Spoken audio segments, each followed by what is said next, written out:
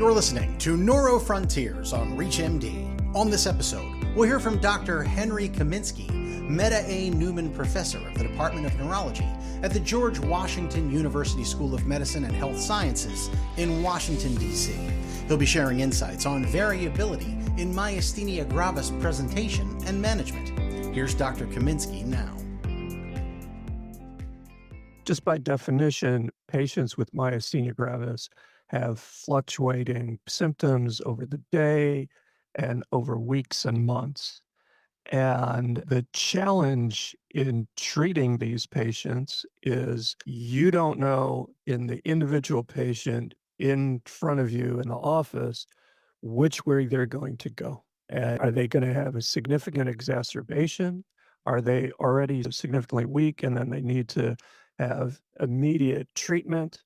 Or is this going to be a person who does, let's just say, on prednisone on a small dose, and they don't need any other sort of treatments? So there's the clinical variability, and then just as important, the variability in treatment responses. And the big challenge in the field is that we are not able to have any sort of marker to predict how a patient is going to do. And then if we go a little bit deeper on the biological variability, once you diagnose the patient, you need to define them as having acetylcholine receptor antibodies or muscle-specific kinase antibodies. If they're a young person, especially a woman, they'd benefit from a thymectomy, but then older individuals may or may not. The evidence base is not quite as clear there.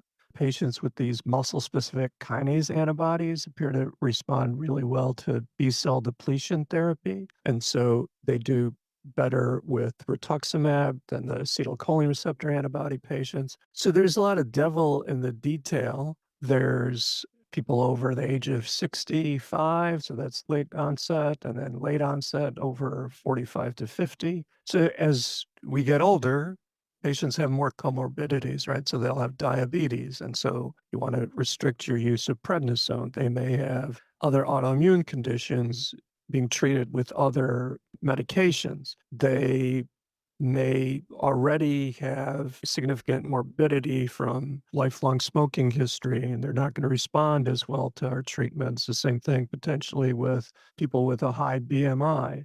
Ultimately, for the individual physician, you have to deal with all these things, the uncertainty of treatment responses, the things that we know can guide your treatment. And then also one last thing I didn't mention is that there are patients who are just really treatment unresponsive. So we've got a lot of nice therapies, old and new, but still there are patients who are not going to respond. And you have to deal with the psychological consequences of that.